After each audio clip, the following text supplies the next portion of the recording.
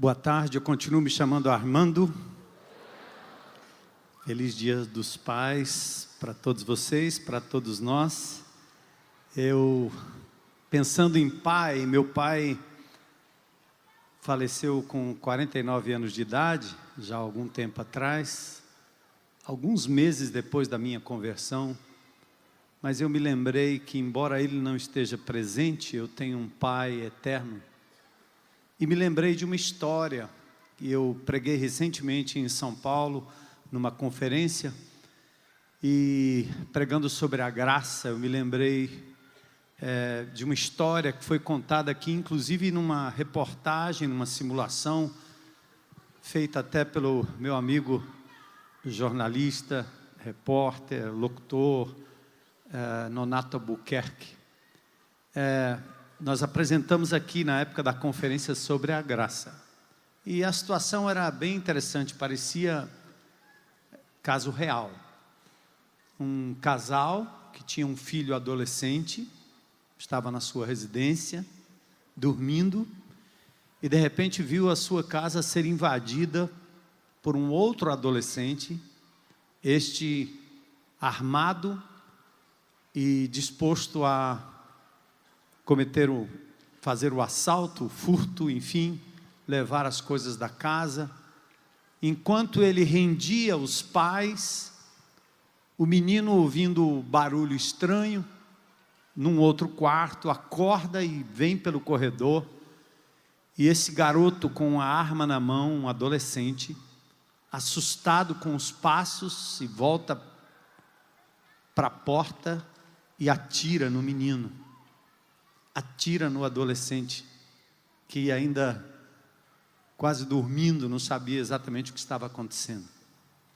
Cena triste, o menino morre, o adolescente armado sai correndo, e aí vem as opções daquele pai e daquela família. A primeira seria: alguém encontra o adolescente infrator, liga para o pai e diz: nós podemos dar um jeito nele. E seria quase um olho por olho, dente por dente, seria quase uma vingança. Matou meu filho, pode matar o adolescente, ele merece pagar com a vida que ele tirou. Então a primeira reação, vingança. Numa outra situação e no outro cenário, alguém aborda o adolescente infrator e leva-o à polícia para que ele seja preso. E a segunda alternativa é: justiça seja feita, que ele pague pelo crime cometido, por ter tirado a vida do meu filho predileto, único, amado. Qual das duas você escolheria, se você fosse o pai ou a mãe? Aí surge a terceira opção. O pai vai ao centro socioeducativo, encontra com o menino infrator, olha nos seus olhos e diz: a despeito da minha dor, de você ter tirado o meu filho, eu não só o perdoo, mas eu decido agora que você daqui em diante será meu filho, eu vou adotá-lo, você vai assumir tudo o que o meu filho falecido possuía. Sabe como é que se chama isso? Graça. Muitos de nós não nos damos conta do fato de que nós matamos o filho. O meu pecado, minha transgressão, meu erro, minha mentira, minha malícia, meu engano, minha ira, minha raiva, meu vício, meu engano, meu ato de prostituição, de imoralidade, a minha desobediência, qualquer que seja a instância, todos esses atos levaram o inocente Jesus à cruz do Calvário. Tão real que Pedro, quando ele faz o seu discurso em Atos 2, a sua pregação, ele olha para os judeus que estavam ali e disse claramente: vocês mataram o filho. Nós matamos o filho. Se eu pedisse para você repetir, eu acho que você engasgaria aí. Mas é importante que você pense nisso.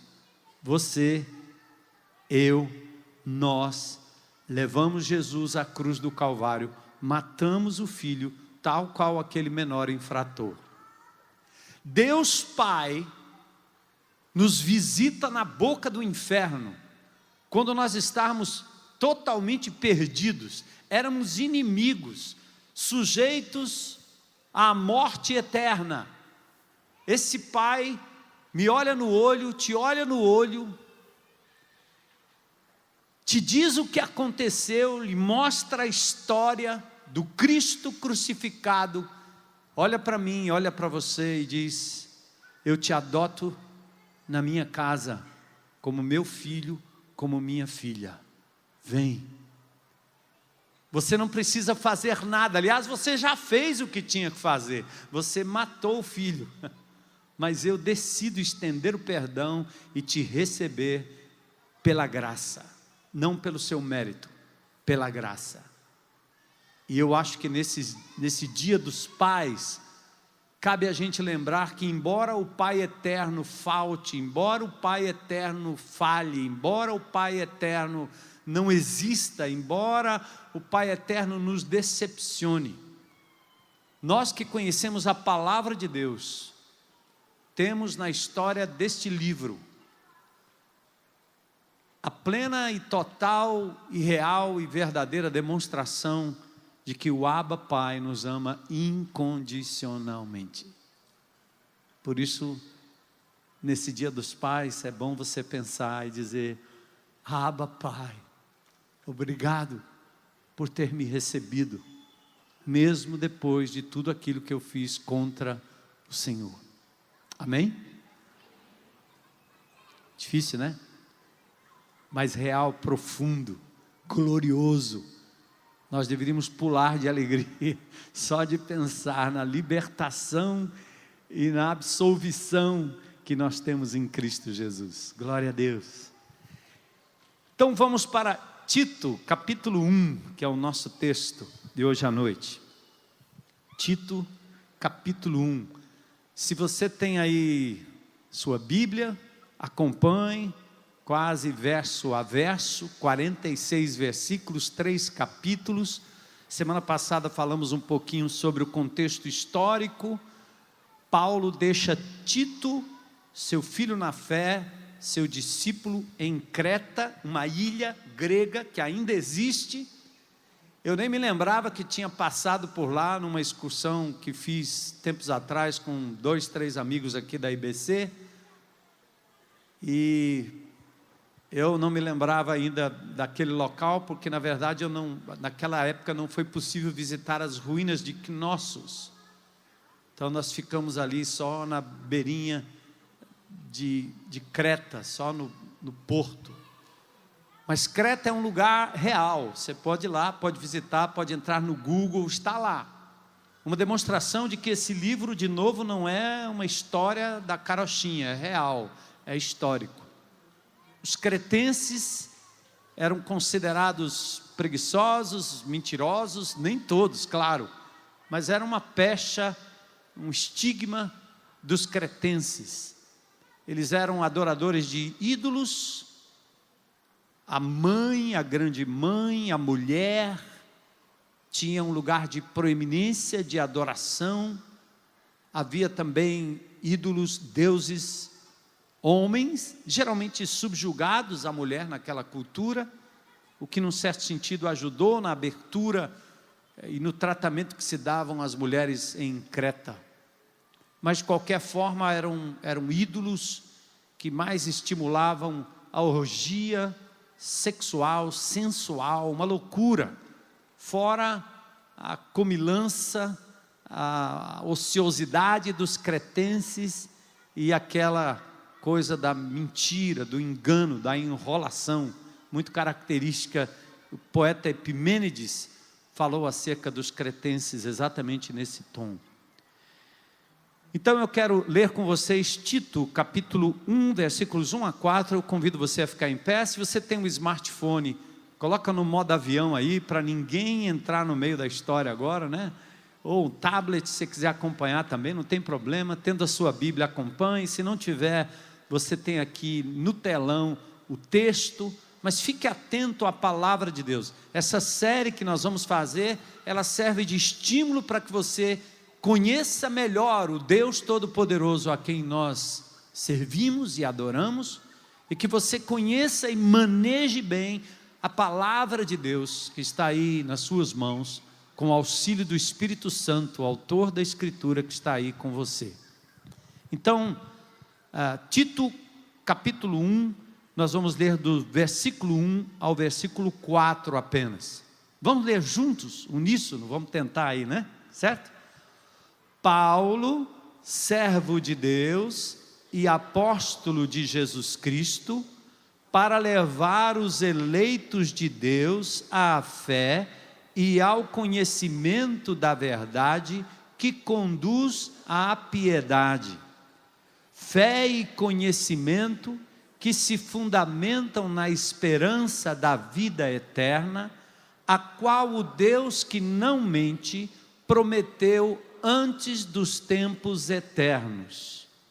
No devido tempo, Ele trouxe à luz a sua palavra, por meio da pregação a mim confiada por ordem de Deus, nosso Salvador.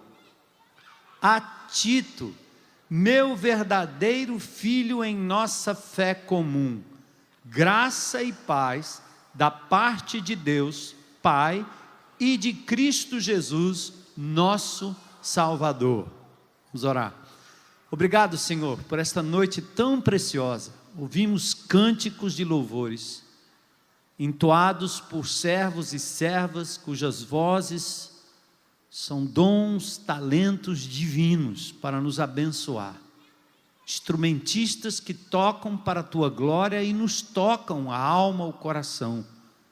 E nós somos levados à Tua presença, Te exaltando com um novo cântico que sai da nossa boca para exaltar o Teu nome. Isso faz bem para nós, Senhor. Te louvamos pelas ofertas, pela contribuição fiel do Teu povo. Te agradecemos, Senhor, por cada vida, cada pessoa que nos visita, por cada vida aqui presente, suas lutas, mazelas, vitórias, problemas. O Senhor conhece cada coração aqui. E que hoje à noite, através da ministração da Tua palavra, o Teu Espírito fale conosco.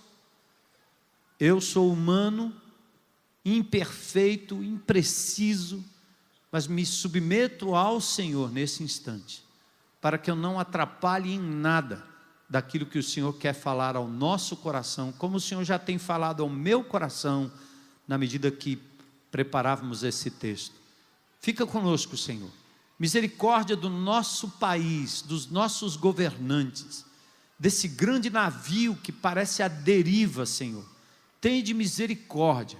Levanta homens e mulheres, Senhor, segundo o Teu coração, para nos conduzir para fora dessa crise louca. Em nome de Jesus, que o mal seja derrotado, mas que acima de tudo, a Tua igreja prevaleça e permaneça sendo sal e luz nessa sociedade, como comunidade e individualmente, para a glória do Teu nome, pois é em nome de Jesus que oramos. Amém. Podem sentar.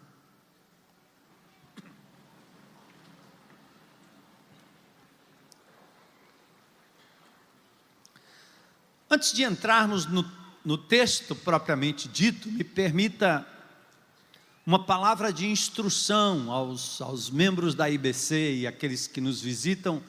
Se você é de outra comunidade, eu não tenho a petulância ou a pretensão de tentar lhe ensinar alguma coisa diferente daquilo que o seu pastor tem lhe ensinado. Continue fiel à sã doutrina, à palavra de Deus e àquilo que é ensinado na sua comunidade. A Igreja Batista Central de Fortaleza, ao menos pelo tempo que eu tenho estado aqui, já há quase 35 anos, nós temos procurado sermos assim, fiéis à palavra de Deus, ao que diz a palavra.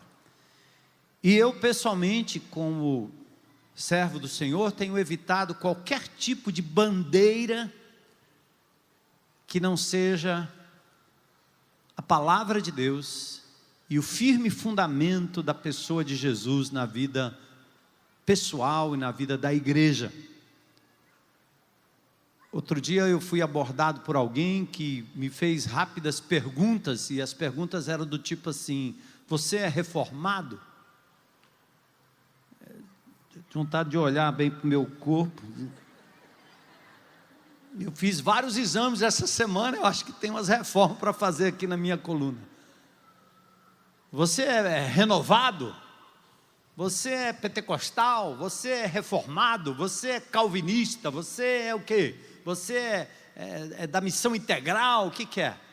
Eu acho interessante como as pessoas carregam etiquetas e fazem questão de andar com essas etiquetas, tentando pendurar no pescoço das pessoas para classificá-las como espirituais ou não espirituais, como sendo do time ou não do time, como se no céu nós fôssemos encontrar departamentos. Os assembleanos vão para um canto, os batistas vão para o outro, os presbiterianos vão para o outro, o pessoal da Universal, talvez vão botar ele num porão qualquer lá embaixo. Ridículo, ridículo. Essa tentativa humana, absurda. Isso é alimentado pela internet, é alimentado pela liderança que na internet faz questão de vociferar, de falar, de posicionamentos, que essa é a onda, esse é o momento, esse é o tempo, essa é a hora. Sim, eu sou pentecostal porque esta igreja nasceu no dia de Pentecoste, quando o Espírito Santo desceu sobre a igreja, e nós somos pentecostais. Glória a Deus. Sabe por quê? O Espírito de Deus opera aqui, e opera na sua vida, opera na minha vida. E o maior fruto não é falar em línguas. Eu gostaria, até que eu falava algumas línguas, umas eu já esqueci. Mas eu gostaria de ter um dom diferente. Mas o Senhor não deu, Ele me deu outros. E eu desejo e almejo aquilo que a Bíblia diz, é o dom maior, supremo, que é o dom de amar as pessoas como Jesus amou. Então isso é ser pentecostal, é ter o fruto do Espírito, é ter caráter, ter vida, é abrir mão das minhas vontades para submeter à vontade de Deus, e assim é com todos nós. Ah, você é renovado? Meu irmão, a renovação acontece segundo Romanos, pela leitura da palavra de Deus. Então quem lê a Bíblia todos os dias e se encontra com Deus na palavra, é renovado, quer ele queira, quer ele não queira. Deus começou uma boa obra em nós e Ele há de completar, Filipenses 1:6. Sou católico, porque ser católico é ser universal, a fé é para todo mundo, então eu sou católico. Sou apostólico, sim, porque Efésios 2:20 diz que nós estamos fundamentados na doutrina dos apóstolos. Então eu sou apostólico, não sou apóstolo. Sou Armando, tem bispo no sobrenome, mas não tem nada a ver. Fundamentado na doutrina dos apóstolos. Não sou romano. Sinto muito, já fui, mas não sou mais. Nós somos de Jesus, não precisa etiquetas. Esta igreja não carregará etiquetas. Você leva em você a marca de Jesus. Você é um discípulo de Jesus, uma discípula de Jesus. Glória a Deus. Nada mais. Semana passada eu vi uma crítica ferrenha sobre a minha pessoa. E a crítica era assim: esse pastor, pai, esse tal de Armando Bispo, tem jeito não. Esse cara só acredita na Bíblia. Eu disse, cara, quem é esse abençoado? Quero dar um beijo nele. Pensa na crítica. Eu vou levar ele comigo, meu chaveiro, para me dizer que eu estou no caminho. Porque não há outro livro, outra revelação, não há outro homem, não há ninguém mais que tenha me ensinado verdades como esta palavra, viva e eficaz. Amém? Aí, vou entrar num outro assunto, que é a parte 2 dessa introdução, antes de a gente entrar no texto. O pastor vai pregar em Tito. Então, alguns já me procuraram para dizer assim, o senhor vai pregar uma mensagem expositiva? O que quer dizer uma mensagem expositiva? Pronto, aí se levantam os intelectuais para tentar dizer que mensagem expositiva é uma característica peculiar e particular dos grandes homens de Deus, dos grandes pregadores, dos reformados, de não sei quem, dos puritanos, dos iluminados. Não. Existe mensagem expositiva, onde você expõe o texto, verso a verso, palavra a palavra. Existem sermões tópicos, ou topicais, de tópicos, né? Sei lá, que é um neologismo topical. Mas você escolhe um tópico como quem vai palestrar sobre os pais, sobre as mães, e você coloca no tópico que você vai ensinar textos bíblicos que atestam aquela verdade. É absolutamente legítimo. Tem os sermões temáticos, tem os sermões narrativos, mas eu quero dizer para vocês o seguinte: não existe um modelo didático padrão de pregação das Escrituras nas Escrituras. Eu prego expositivamente desde que eu me entendo por crente, porque meu pastor pregava assim. Seja um versículo, 2, 3, qualquer tratamento que se dá à Escritura, pregar expositivamente, talvez poderia ser traduzido por pregar de forma honesta, correta, no sentido de tratar o texto como texto. Existe uma história por trás, existe uma gramática no texto que tem que ser respeitada, existe uma abordagem no texto que é em primeira mão literal, a não ser quando eu entro no Apocalipse e encontro uma linguagem que é tão fenomenal e tão extraordinária, como eu já expliquei aqui para vocês. Você diz assim: o leão comeu meu dinheiro. Literalmente? Não, é burrice a gente dizer que é literalmente. Que leão foi que comeu o meu dinheiro? O imposto de renda. Daqui 100 anos alguém vai pegar na arqueologia e descobrir que um homem escreveu que o leão comeu dinheiro, e o leão comia dinheiro naquela época. Você está usando uma metáfora, você está usando uma figura de linguagem. Então, quando você encontra isso na Bíblia, respeita e interpreta dessa forma. Quando é literal, é literal. Quando Jesus disse, esse pão é o meu corpo, ele não está em 2 lugares ao mesmo tempo. Ele está querendo dizer, isto é como o meu corpo, que vai ser partido por vocês. Então, nunca na vida desta comunidade, nós deixamos de pregar a palavra como ela é. A Bíblia interpreta a própria Bíblia. Mas quero dizer aos amados irmãos que não há nenhum modelo padrão nas Escrituras que descreva a forma de se pregar. O que vemos são autores bíblicos usando o texto bíblico, como por exemplo, escritores e oradores do Novo Testamento, usando o Velho Testamento mais de 850 vezes. Como os sermões de Jesus, de Pedro, de Estevão, e nós não encontramos nenhum padrão específico acadêmico, como se quer dar para se dizer, mais uma etiqueta de que esse é o jeito certo de pregar, é o jeito abençoado, é o jeito acadêmico. Alguns dizem, Spurgeon, por exemplo, grande Spurgeon, ele conhecia a pregação expositiva, mas entendia que esse rigor acadêmico não era compatível com seus dons. Então, a pregação precisa ser mais do que uma aula de Bíblia. deve ser um estímulo a que pessoas comuns se tornem pessoas que meditam nas Escrituras todos os dias. A igreja, depois da reforma, ela distinguiu entre um sermão e uma palestra. A palestra era como a pregação expositiva de textos bíblicos, era uma aula, a exemplo das palestras que Martin Lloyd Jones fez em Romanos. É uma enciclopédia no livro de Romanos, verso a verso. Ele entendia aquilo como palestra. Você quer dar uma aula? Pois dê uma aula, na profundidade que uma aula exige. E não meia hora, uma hora do púlpito, você achar que você está sendo profundo só porque está falando verso a verso.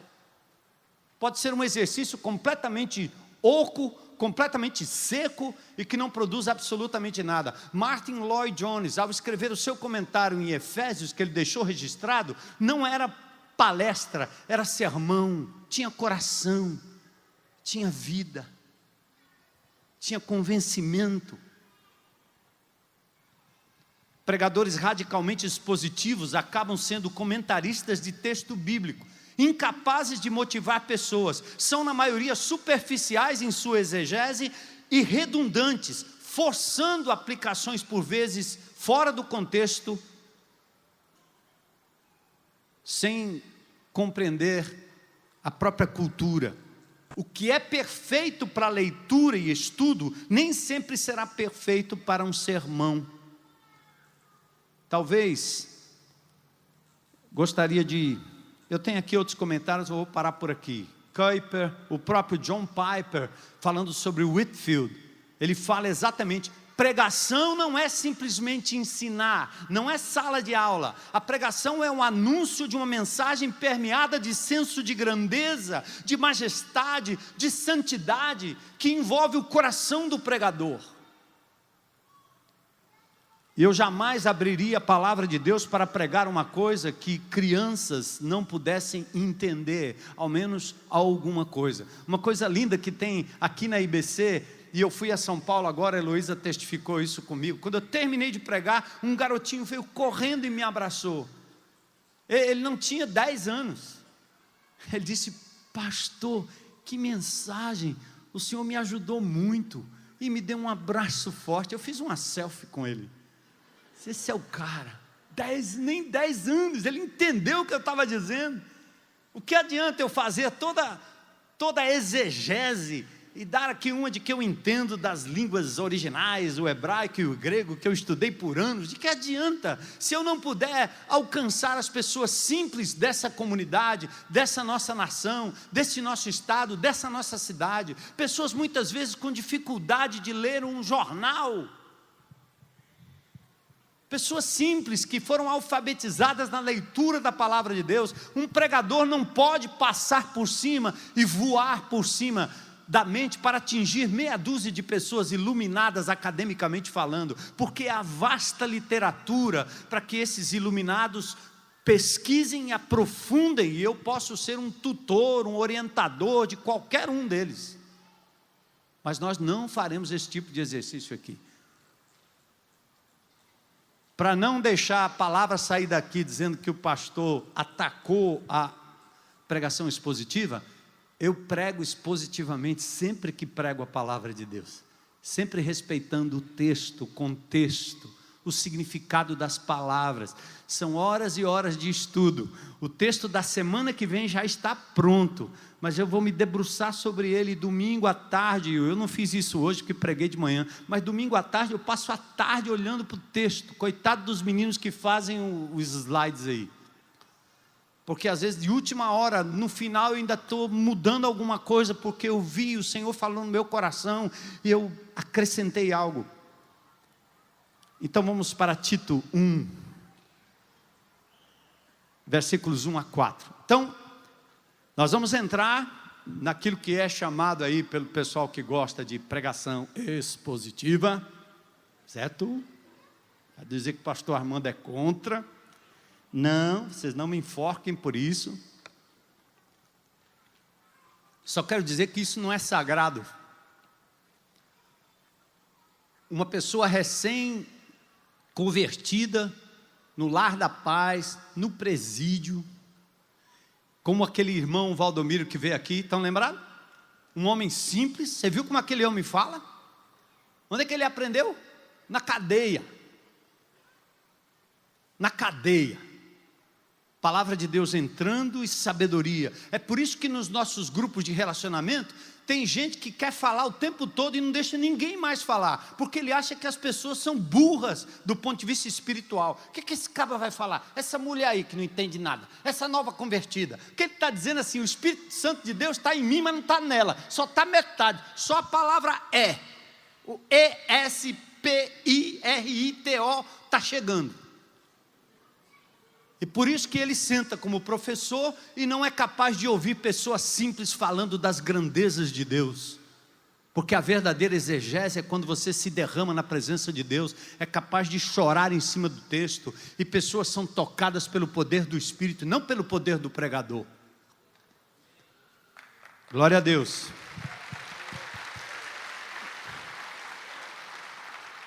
Então, fiz um preâmbulo aí, para a gente poder caminhar sossegado. Tudo começa com a liderança. Aqui são os desafios da igreja em Creta. O que é ser uma igreja inserida numa cultura secular, como agente de esperança, transformação, uma igreja reconhecida pela sua coerência, fé, verdade, amor que provém de Jesus. Como? Tudo começa com a liderança. Dê uma olhada no conjunto do texto, do versículo 1 ao versículo 4, que poderia ser resumido assim, ó.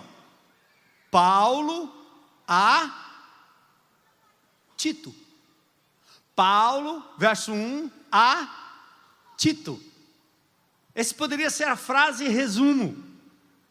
Mas só que Paulo abre um parênteses, como se fosse uma oração subordinada adjetiva, né? O pessoal aí do português, do Enem. Você abre uma subordinada ali, quer dizer, uma frase subordinada à primeira frase, a essa frase pequena, ele abre para mostrar o sentido. Ele fala, Paulo a Tito. Mas Paulo a Tito o quê? Quem é Paulo? Que Paulo é esse? Quem é esse Tito?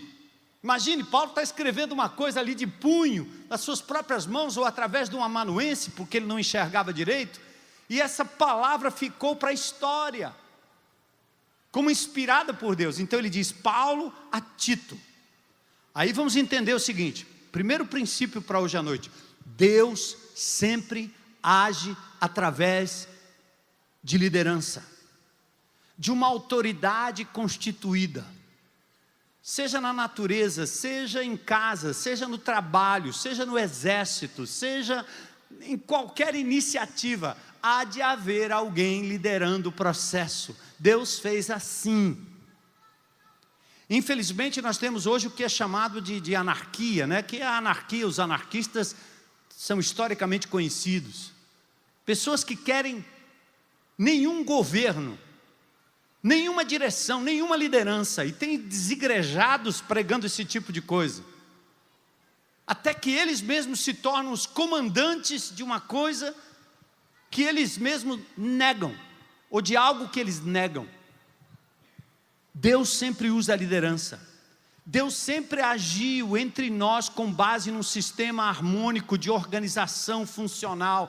Deus distribui tarefas, dons, talentos para qualquer organização, usando a diversidade. Cada pessoa pensa de um jeito, cada um vê de um jeito, cada um tem uma forma, cada um foi feito para fazer algo, como num grande navio. O comandante está ali, alguém está no leme, alguém está na casa das máquinas, alguém está lavando, alguém está limpando, alguém está pintando. E assim na sua casa, é assim no trabalho. Há um estudo em Harvard Business, numa revista, aliás, que é o Harvard Business Review, é uma grande universidade americana, que diz que quando foram estudados os neurônios, né, o cérebro, como funciona o cérebro, da relação entre liderança e liderados, eles chegaram à conclusão que existe uma química tão singular, tão peculiar, que ela não é encontrada entre pares, entre pessoas iguais, entre servos e servos. A química entre o líder e os liderados é uma outra química. A ideia é a importância da liderança, que não pode ser uma liderança déspota, uma liderança truculenta, uma liderança violenta, mas a Bíblia sempre começa nesse sentido com a liderança. A liderança que influencia pessoas, não processos, não administração, mas não gerenciamento de processos e de coisas, mas o líder move pessoas, apaixona, mostra a visão. A liderança inovadora, a liderança servil. O que é a liderança servil? Serve aqui para os homens. E o apóstolo Paulo estava colocando peso nisso exatamente por conta dessa briga, dessa paridade familiar entre marido e mulher, em que todo mundo manda e ninguém manda. E ele estava dizendo aqui, aliás, ele fala da liderança servil, e vocês vão ver já já, mas a liderança servil é aquele que se compromete com o desenvolvimento dos outros, é o que serve os outros, é o que está preocupado que o outro cresça, que o outro evolua, que o outro se torne servo de outros servos. Jesus disse: o maior entre vocês deverá ser o que serve. Aliás, Jesus foi o maior exemplo. Liderança é uma combinação de alguém que é estratégico, que sabe para onde vai, que tem a visão do que vai acontecer, mas é também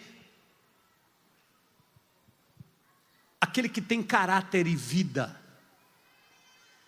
Há um general americano que diz o seguinte: entre você ser esperto, preparado, sábio, conhecedor das coisas e ter caráter, se você tiver que perder um dos dois, perca isso aqui, mas nunca perca o caráter. É tanto que na igreja de Jesus, por vezes, nós estamos escolhendo pessoas, não que sabem mais, mas que têm vida, que têm caráter. Aliás, os espertos estão tomando conta do nosso país. Eles são muito espertos, mas não têm o quê? Caráter. Então a igreja de Jesus, ela tem um padrão diferenciado em tudo que faz. Quero lembrar também para vocês que liderança é um dom espiritual. Romanos capítulo 12, versículos 6 a 8. Temos diferentes dons de acordo com a graça que nos foi dada. E ele diz aqui: se é exercer liderança, faça-o com zelo. Então, se Deus está te chamando para liderar um processo, seja o que for, por diminuto, por pequeno que seja, entenda, Deus está lhe dando e lhe dotando de um dom especial. Faça com zelo, faça bem, lidere no seu campo de ação. A Bíblia diz, 1 Timóteo 5,17, sobre a igreja: os presbíteros que lideram bem a igreja são dignos de dupla honra, principalmente os que se afadigam na palavra. O que ele está dizendo? A igreja tem liderança para todo lado, mas os que se afadigam na palavra de Deus, os que se esmeram na palavra de Deus, estes são merecedores de dobrada honra. É o que diz o texto aí, ó. Os presbíteros que lideram bem a igreja são dignos de dupla honra, mas especialmente quem? Aqueles cujo trabalho é a pregação e o ensino. Lindo isso. Também em 1 Timóteo 3 diz que ele deve governar bem a sua própria casa. Não terá moral para cuidar da igreja de Jesus quem destrói a sua casa, quem não lidera por amor, quem não lidera de forma servil. As igrejas normalmente têm um histórico de escândalos, porque o que quebra não é o indivíduo aqui dentro falando como Moisés, pregando como Arão, falando como Paulo, se distinguindo como Pedro. Ora, isso é fácil. Onde é que quebra?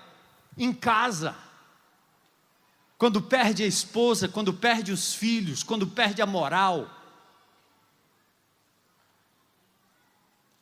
Isso não se constrói de repente. É preciso que haja testemunho de integridade, caráter. Jesus foi o maior exemplo de líder. Ele foi amoroso, servo, íntegro, corajoso, zeloso, fiel, focado em sua missão. Tudo começa com a liderança. Então vamos para os versículos agora. Verso 1. Paulo, é o Saulo, de Tarso, aquele que perseguia a igreja, um homem absurdamente inteligente, conhecedor das diversas culturas da época, falava hebraico, aramaico, grego, conhecedor da filosofia grega, a ponto de ir numa praça pública em Atenas e discutir com os filósofos. Paulo entraria em qualquer universidade brasileira, na PUC, na USP, em qualquer uma, para discutir, para falar, porque ele gostava de fazer isso, expor a verdade de Deus, e não somente isso, expor as contradições da filosofia, que muitos de nós nos submetemos a ela, ou a elas, e não temos nem como reagir, não temos nem coragem de reagir. Paulo perseguiu a igreja. Então esse é Paulo. Ele está em viagem, alguns irmãos estão consigo, Artemas, Tíquico, Zenas e Apolo, conforme capítulo 3 de Tito, verso 15. Os dois primeiros vão passar por Creta e levar essa carta, essa pequena carta a Tito. Quais são as credenciais de Paulo? Quem é Paulo para escrever uma carta e ser colocada no cânon do Novo Testamento, compor os livros do Novo Testamento? Quem é esse Paulo? Suas credenciais. Ele diz: servo de Deus. Eu sou um escravo de Deus. Eu fui escravo de um bocado de coisa no passado. Agora eu sou servo de Deus. Ele usa a palavra servo de Deus e não servo de Cristo para transcender, para ir além da humanidade de Jesus e pensar no Deus Todo-Poderoso. Se há um Deus desconhecido, esse é o Criador, do qual eu sou servo. Paulo queria contrastar sua autoridade com os deuses do Olimpo, os deuses confusos, imorais, ridículos, deuses do Olimpo que os gregos criaram, inclusive Sócrates, Platão, Aristóteles, faziam questão de ridicularizar os deuses do Olimpo. Mas Paulo está falando de um Deus todo-poderoso, Criador. Em Atos capítulo 17, ele fala desse Deus desconhecido. Ele diz: eu sou servo dele. Ele agora se iguala a Moisés do Velho Testamento. Isso dá a ele autoridade para escrever e se tornar escritura. E ele diz mais: eu sou apóstolo de Jesus Cristo. Lindo isso.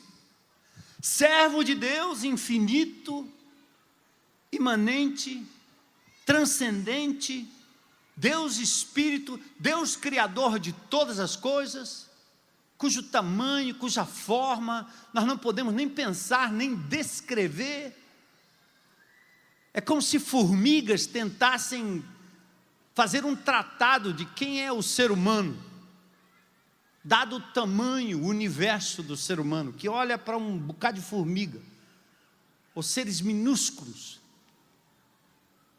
Aqui Deus é colocado como Deus Todo-Poderoso. Porém, Paulo está dizendo assim: eu sou um apóstolo. A palavra apóstolo vem do verbo apostelo, que significa enviar, alguém enviado, um mensageiro qualquer. Há um sentido em que todos vocês são apóstolos e apóstolas, certo? Gostou dessa, não? Você pode ir para casa, fazer uma etiqueta aí. Eu sou o apóstolo José, porque eu sou um enviado de Jesus, não sou não? Ele não diz: ide por todo mundo, pregai o evangelho? Então eu sou um apóstolo de Jesus. O termo é usado no Novo Testamento para Barnabé, para o próprio Timóteo. Só que Paulo não está falando desse tipo de designação genérica. Ele está falando agora de uma incumbência oficial que ele recebeu de Jesus Cristo. Ele é apóstolo. Paulo usa no sentido técnico de autoridade divina, ao se colocar entre os 12 apóstolos de Jesus, cujas credenciais eram o seguinte: alguém para ser apóstolo de verdade. Você conhece algum apóstolo? Não precisa levantar a mão aí. Você não conhece, porque você não é tão velho assim. Você não tem 2 milênios. Porque um apóstolo, tecnicamente, oficialmente falando, ele tem credenciais. Uma delas, ele tem que ter estado com Jesus, pessoalmente. Segundo, ele tem que ter sido testemunha da ressurreição, ou seja, ele viu o Cristo ressurreto. Depois, ele foi comissionado pessoalmente por Jesus, como foi o caso do apóstolo Paulo. Lucas capítulo 6, verso 13, eu saltei um texto aqui, coloca para mim aqui. Ao amanhecer, chamou seus discípulos, diz o texto, e escolheu 12 deles, a quem também designou como apóstolos. Olha Atos capítulo 1, Judas não era um apóstolo? Era, ele andou com Jesus, ele esteve com Jesus, tudo isso. Só que como Judas se enforca, ele morre, os 12 apóstolos agora eram 11. Então por que não ficou com 11? Ou por que não botou mais 10, mais 20, mais 200? Porque lá, tecnicamente, em Atos capítulo 1, olha o que aconteceu. Acompanhe comigo, Atos 1, 21 a 26. É necessário que escolhamos um dos homens que estiveram conosco durante todo o tempo em que o Senhor Jesus viveu entre nós. Está vendo? Verso 22, desde o batismo de João até o dia em que Jesus foi elevado dentre nós às alturas, é preciso que um deles seja conosco testemunha da sua. Estão comigo? Então indicaram 2 nomes, José chamado Barsabás, também conhecido como Justo, e Matias, José e Matias. Depois eles oraram: Senhor, tu conheces o coração de todos, mostra-nos qual destes 2 tem escolhido para assumir esse ministério apostólico que Judas fez o quê? Abandonou, indo para um lugar que lhe era devido. Então tiraram sortes, botaram os 2 nomes num saquinho, balançaram, certo? Ou então botaram assim,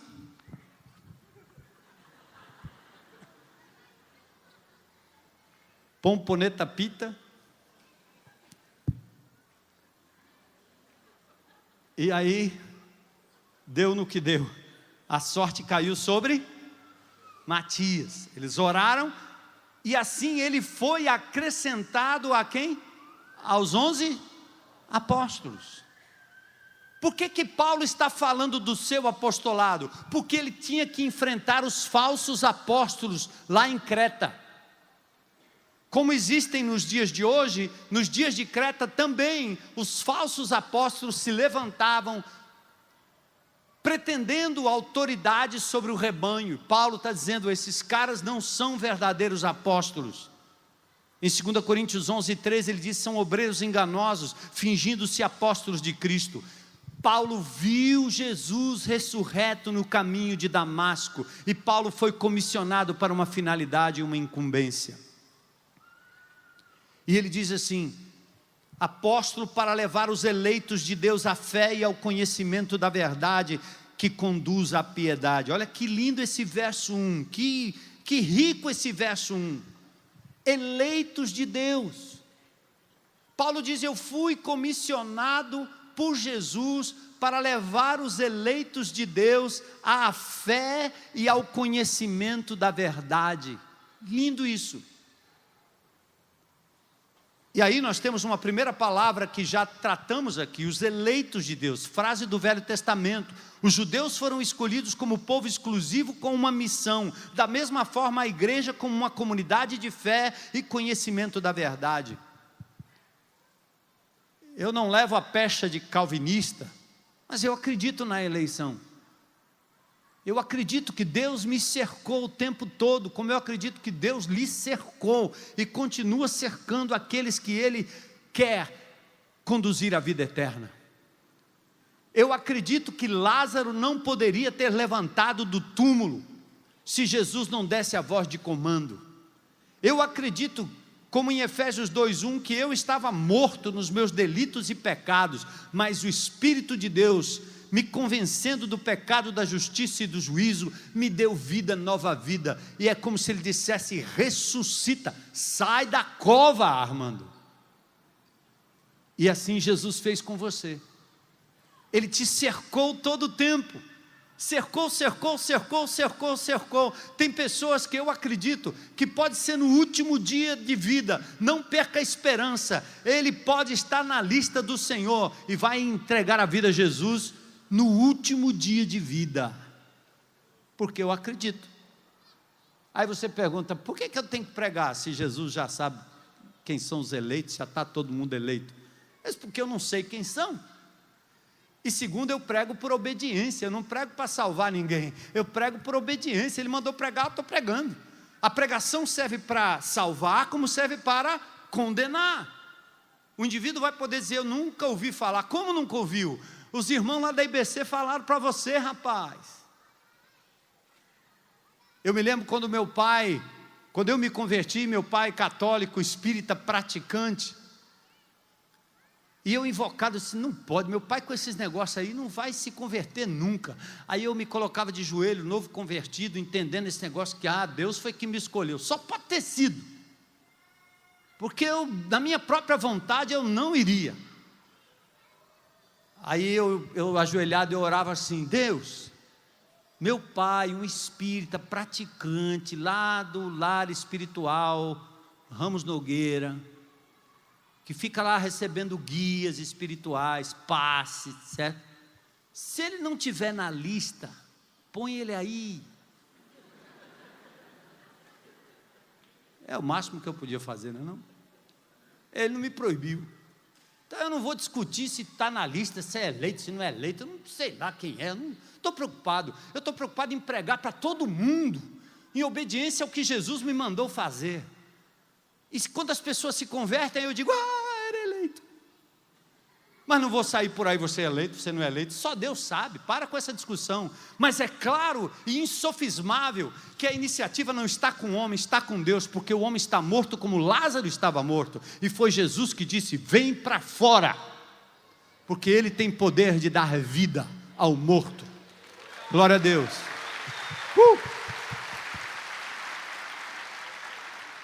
Paulo diz: eu fui enviado para conduzir os eleitos de Deus, coisa linda, à fé. Não só a fé, mas ao conhecimento objetivo da verdade, em contraste com as fábulas mentirosas dos cretenses, as fábulas gregas, as fábulas judaicas, denunciada por Paulo, inclusive em outras epístolas. No verso 14 do capítulo 1 de Tito, olha o que Paulo diz: não deem atenção às lendas judaicas, nem a mandamentos de homens que rejeitam o quê? Assim, terça-feira é feriado, não é? Eu tenho um carinho, um respeito muito grande ao povo católico, e acredito que nós vamos ter católicos lá no céu com a gente. Eita! Não teve glória, aleluia, porque... Mas terça é feriado, é o aniversário da padroeira de Fortaleza, Nossa Senhora da Assunção. Está escrito aonde isso na Bíblia? Nem nos livros apócrifos da Igreja Católica tem alguma referência à Assunção de Maria. Sabe o que eles querem dizer? assim como Jesus morreu na cruz, ao terceiro dia ressuscitou, e ele foi visto, elevado e levado ao céu, assunto aos céus, ele foi elevado às alturas, está à direita do Pai em majestade. A igreja romana, ela não só torce o texto de Gênesis 3,15, dizendo que foi ela que pisou na cabeça da serpente, para dar autoridade a Maria sobre o diabo. E esse texto é a maior furada que tem, porque o texto em hebraico, o pronome é masculino, não é feminino. Ridículo. Mas o povo não lê a Bíblia. E aí inventa uma outra história, que ela deu à luz, amém, a Jesus, Deus que se fez homem, mulher agraciada por Deus, como foi Maria. Jesus que nunca pecou, foi à cruz, levou os nossos pecados. Eles querem dizer que Maria não pecou, porque ela não transou, ela não teve relação íntima com José depois disso. Embora no Novo Testamento apareçam os irmãos de Jesus e as irmãs de Jesus, que eles chamam de primos. E Mateus 1,25 que diz que Maria não conheceu José até que ela deu à luz ao filho. Maria não transou com José até que Jesus nasceu, e depois disso ela teve convivência natural com seu marido. Qual o problema? É pecado? Ela teria cometido um pecado? Não, mas a tentativa de deixar a Maria imaculada, sem nenhum pecado, a torna salvadora, e ela é tão sem pecado, que ela foi elevada aos céus, numa história inventada, fábulas religiosas, como as fábulas judaicas, como os judaizantes que saíam atrás de Paulo, quando Paulo dizia, a salvação é pela fé, os judaizantes vinham atrás dizendo, não, você tem que acreditar pela fé, mas se você não guardar o sábado, vai queimar no inferno. Se você não cumprir os 10 mandamentos, vai queimar no inferno. Quem é que cumpre os 10 mandamentos? A gente fura os 10 mandamentos todo o tempo. Eu já disse a vocês que mandamento não tem poder de mudar o nosso coração. O que tem poder de mudar o nosso coração é colocar Jesus como dono da nossa vida. É por amor a Ele que nós dobramos o nosso coração, mudamos o nosso jeito de ser. Não é mandamento. Todo bandido que mata, ele sabe que é proibido matar, mas o mandamento não tem forças. O homem que trai a sua mulher, ele sabe que é errado, mas o mandamento não tem forças. Mas se ele colocar Jesus em primeiro lugar na vida dele, ele pode estar num motel e ele vai chegar lá e dizer, não, sai correndo daqui, porque Jesus me ama, Ele me adotou, eu sou filho dele, eu o amo, eu vivo do amor dele, e Ele pediu que eu amasse a minha amada esposa, única. Tchau. Então é uma invenção, uma fábula. Por isso o apóstolo Paulo diz que ele foi enviado para conduzir o povo de Deus à fé. Como dizem, andar com fé eu vou, a fé não costuma. Como é? Falhar, né? Não? Anda com fé eu vou, a fé não costuma falhar. O cara teve fé, pisou no freio, falhou. Já aconteceu comigo, descendo uma ladeira, rápido, pisei no freio do bicho, cadê? Fé. O importante é ter fé. Você já sentou numa cadeira que quebrou? Sentou com fé, ela quebrou. Cuidado, toda vez que você sentar aí, hoje você exerceu fé no que você fez. Você achou que estava, não deu, quebrou na tua mão. Você teve fé todo o tempo, entregou sua vida, entregou seu coração, entregou ao médico, entregou a cirurgia e falhou, amigo. Então essa história de que é importante ter fé, isso não é verdade. O apóstolo Paulo disse, eu fui enviado por Jesus para ensinar esse povo a não somente ter fé, mas ter conhecimento em quem eu vou colocar a minha fé. O hino antigo dizia, em nada ponho a minha fé, senão na graça. E tem poucos dinossauros aqui da fé, né? Então a fé é importante que eu ponho na coisa certa. Eu vou ser operado. Eu não quero um médico qualquer, de qualquer lugar aí, dizendo que é o bambambam. Não, quem é esse médico? Eu vou lá entregar minha vida, meu estômago, meu coração para um cara que não tem, eu não sei quem é, não confio. Pega aí o condutor do carro de lixo e manda ele entrar na cabine do avião e vai para São Paulo com ele, vai. Vou nada. Não tenho fé não. Não é que eu não tenho fé, eu sei o que você sabe fazer e sei o que você não sabe fazer. Então Paulo fala da fé que conduz ao conhecimento objetivo da verdade, em contraste com as mentiras. Fé que não tem base objetiva, primeiramente pessoal, depois histórica e documental, não é fé, mas folclore e fantasia, inclusive evangélico. É por isso que esse outro dia me perguntaram, esse cântico aí, se Deus, como é? Se Deus quiser, Ele é Deus. Ah, se Deus fizer, Ele é Deus. Se Ele não fizer, pois eu achei esse hino, está aí um negócio bom. Porque fez o povo cantar uma coisa que nós não admitíamos. Você quer crer numa fé que tem que funcionar. Se não funcionar, a fé falhou e o Deus não presta, muda. É por isso que o brasileiro tenta tudo, junto com a Maria que vai ser reverenciada, a Iemanjá também vai, bora aí, bota tudo num bolo só, joga coisa lá, joga flor para todo canto. Eu já passei por isso também. Olha lá, de onde veio essa história? De onde veio a história de que Maria foi assunto ao céu? Gente, isso não é coisa de Papai Noel. Eu estou entregando o meu futuro, minha salvação nas mãos de uma história que contaram. Maria deve estar lá no céu dizendo, por que é que fizeram isso comigo? Quando eu disse a eles, façam tudo o que o meu filho mandar.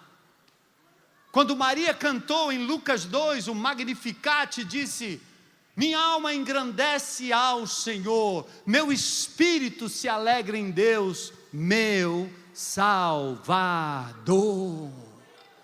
Ei, Maria abençoada, glória a Deus. Mas aí, amados, o texto diz que a fé conduz ao conhecimento objetivo da verdade, mas a verdade conduz à piedade. Aqui contraste com aqueles que têm aparência de piedade, mas negam o seu poder. Aqui significa um respeito à pessoa de Deus, devoção plena, um caráter que imite o caráter de Deus. Conhecimento que não produz transformação de vida e uma atitude reverente a Deus é mera informação condenatória e oca. Não queira ensinar teologia. Meu irmão, aprender teologia, se aprofundar na teologia, se você não é capaz de absorver aquilo que você já sabe, tá certo?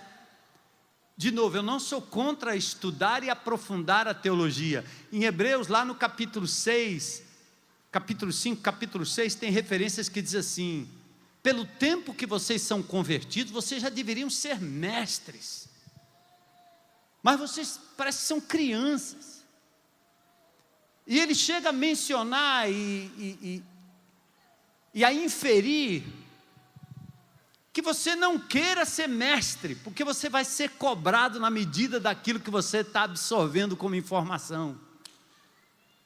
Paulo diz em Efésios, aliás em Filipenses, vamos andar na medida daquilo que você tem alcançado. O que ele quer dizer? Torna o pouquinho que você sabe sobre Deus em coisa real, factual, que funciona, entendeu? Não fica acumulando informação. Tem gente que passa a semana ouvindo pregadores e pregadoras, e é blog, e é CD, e é DVD, e não sei, o cara fica ouvindo. Meu amado, você não é capaz de praticar nem metade do que o pregador falou. O cara prega 1 hora, você sai daqui com uma frase tentando colocar aquilo na tua cabeça, você ainda vai botar mais 100 desse negócio na tua cabeça. a Bíblia está dizendo, vai ter condenação sobre você, porque você está sabendo e não está vivendo de acordo com o que você sabe. Por isso que a fé de pessoas simples é uma fé linda, é uma fé autêntica. É por isso que quando vocês veem um testemunho de um homem de Deus desse tamanho, que ficou na prisão, ele sabe isso aqui da Bíblia, mas o que ele sabe é real, funciona, o tira das drogas, o tira do crime, faz ele amar a esposa dele, faz ele viver em caráter íntegro, dá ele coragem de proclamar o Evangelho. E o cara catedrático nas Escrituras, com a Bíblia, aquelas anotadas desse tamanho, cheio de papel, ele examina tudo, e o camarada não reproduz nada. Ele não para socorrer o pobre coitado no caminho, ele não chora sobre a miséria dos outros, os seus olhos não lacrimejam pela desgraça da cidade, e ele não é capaz de conduzir alguém a Cristo. Ele é capaz de fazer alunos, mas ele não é capaz de dar vida e levar alguém ao conhecimento da verdade.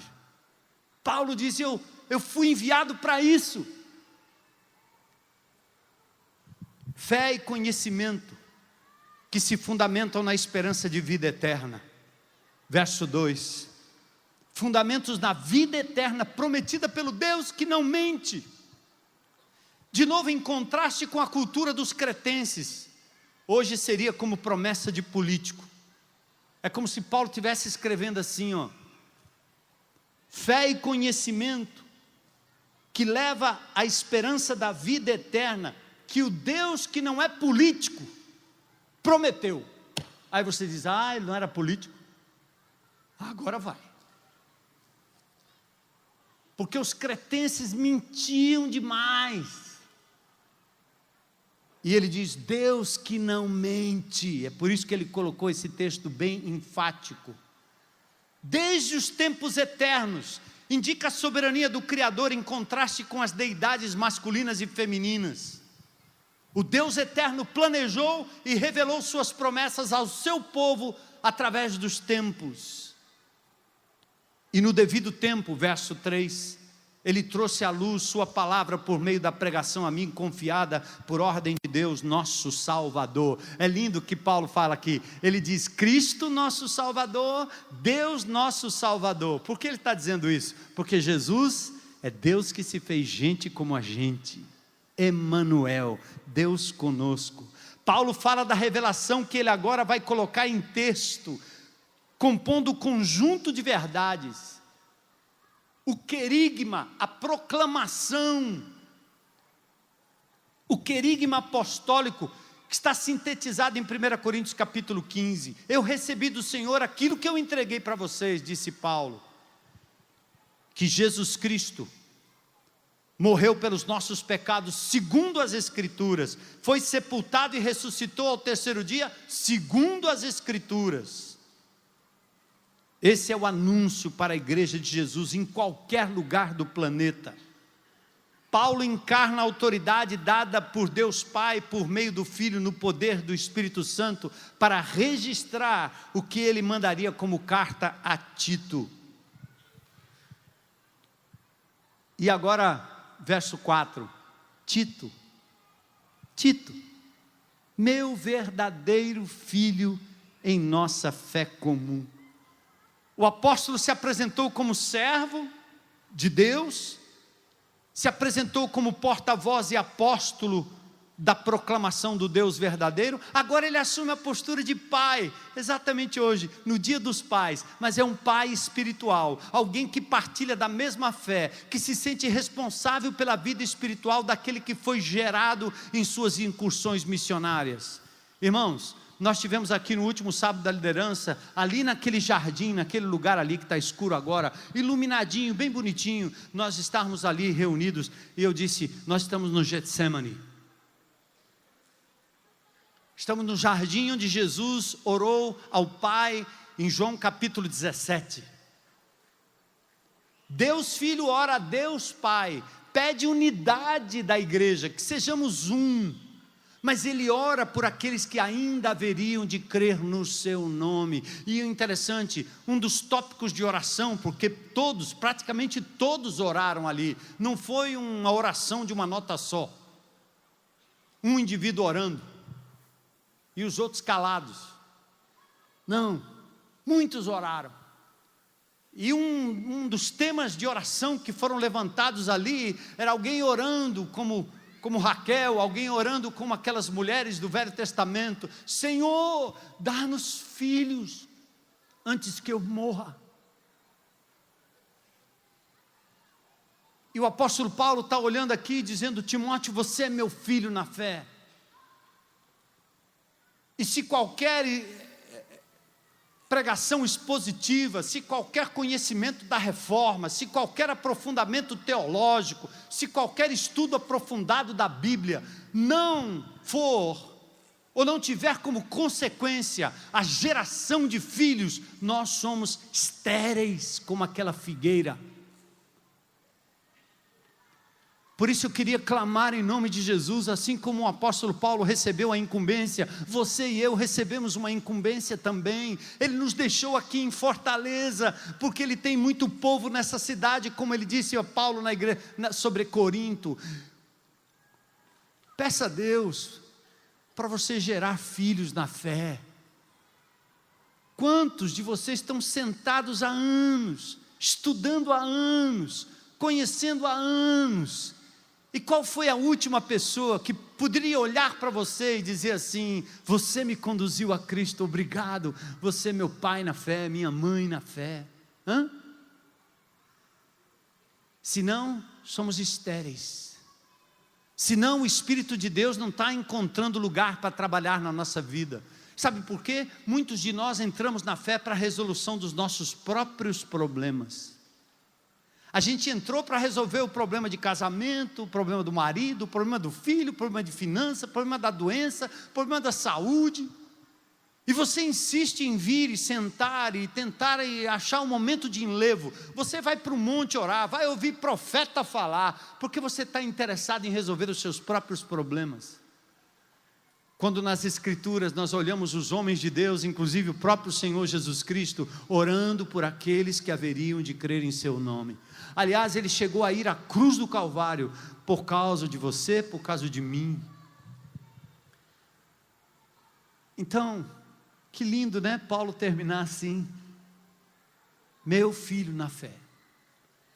Hoje eu passei aqui por várias pessoas pela manhã, passei aqui por várias pessoas à noite também. Feliz Dia dos Pais, algumas felicitações que vieram pelo WhatsApp, porque foi através do Senhor que eu entreguei a minha vida a Jesus. Não é justo atribuir à minha pessoa aquilo que acontece aqui domingo à noite, porque muitas das pessoas que levantam aqui, já vieram evangelizadas, já vieram aqui, e eu acredito, só para uma manifestação pública. Eu não levo isso na minha conta. A minha conta são as pessoas que eu pessoalmente, olho no olho, irmãos e pessoas que eu investi na caminhada e na vida, e essas pessoas vieram ao conhecimento da verdade. Peça a Deus que você não parta desse mundo infrutífero, porque fomos deixados aqui para isso. E Paulo então termina. Tito era um cristão de origem grega, companheiro e cooperador de Paulo. Aqui há na igreja de Jesus um reconhecimento da autoridade, não somente de um chamado individual desconectado, mas Tito vai agir na igreja sob a autoridade do apóstolo Paulo. Outra coisa importante na igreja de Jesus: os desigrejados são, com razão, decepcionados com muita coisa na igreja, mas ninguém vive sem autoridade, seja paterna, seja pastoral, seja espiritual. Por isso a igreja existe. Por isso Paulo deixa Tito e o incumbe de fazer coisas sob a autoridade que Paulo recebeu lá em Antioquia, Atos capítulo 13. Quanto tempo para você ser um pastor aqui na IBC? Talvez a resposta para alguns seria: faça uma fila aí, sobe aqui e prega. Se o povo gostar e aplaudir, você é pastor. Lê do engano. Vocês vão ver domingo que vem As características de um homem de Deus, de um pastor, não tem a ver com a performance dele, tem a ver com a vida. O que me mantém aqui nessa igreja há 35 anos, não é o que eu sou capaz de fazer, é aquilo que Deus me fez ser e está me moldando como pessoa, ou eu não teria moral para estar aqui, nem por conta da minha família que poderia destruir, acabar e arruinar meu ministério, nem a minha vida pessoal, que poderia arruinar o testemunho de Jesus nessa cidade. Isso não se adquire de uma hora para outra. Isso não é a fila de acadêmico. Isso aqui não é um diploma de seminário que te faz pastor. Aliás, nós temos nesta congregação muitos pastores e pastoras que exercem a função e não têm o ofício, mas o fazem para a glória de Deus, dão frutos para a glória de Deus, se entregam à obra para a glória de Deus. Glória a Deus, né? Eu aplaudo vocês. Vamos fechar. Graça e paz. Graça e paz, que vem da parte de Deus Pai e do Senhor Jesus Cristo. Foi Paulo que escreveu a Tito, filho na fé de Paulo, deixado em Creta, e agora nós vamos entrar para ver o que é que estava acontecendo naquela igreja em Creta, e o que é que Timóteo teve que fazer e enfrentar naquela igreja, as mesmas coisas que nós também temos que enfrentar no nosso dia a dia. A palavra de Deus continua sendo viva e atual. Vamos orar. Senhor, louvamos o Teu nome nesta noite, primeiro pela Tua presença, pelo Teu Espírito Santo aqui no meio de nós, pela Tua palavra lida, explanada, aplicada. Eu peço em nome de Jesus, que cada coração aqui hoje à noite tenha reservado um lugar especial, para uma palavra que não veio necessariamente do pensamento do pregador, mas que veio do Senhor, que saímos daqui desafiados, Senhor, a compreender essa dimensão da liderança, da vida de integridade, que dá base a tudo que nós fazemos, em todo lugar. A fé, o conhecimento, a verdade que conduz à piedade, vida de devoção a Deus. Livra-nos das fábulas eclesiásticas, e ajuda-nos, Senhor, a não julgar nossos irmãos, mas a ajudá-los na verdade. E que cada um de nós saia daqui hoje à noite orando como orou a mulher estéril: Senhor, dai-me filhos antes que eu morra. Eu quero frutificar para a glória do Teu nome. Por onde quer que o Senhor me enviar nessa semana, abre os meus olhos, move o meu coração, a minha boca, dá-me coragem para falar do Teu amor, orar pelas pessoas, perceber aquilo que está ao meu redor. Obrigado, Senhor, por essa palavra preciosa, por essa comunidade tão atenta à Tua palavra, tão fiel, tão respeitosa do Senhor. Dá-nos uma semana de vitória e misericórdia do nosso país, misericórdia dessa onda de violência que assola o Rio, assola a Fortaleza, assola o nosso país. Misericórdia dos venezuelanos, Senhor, misericórdia dos americanos, dos norte-coreanos, misericórdia destes povos, Senhor, que não conhecem Jesus, que não têm a esperança que nós temos. Para a glória do Teu nome, nós Te agradecemos, Senhor.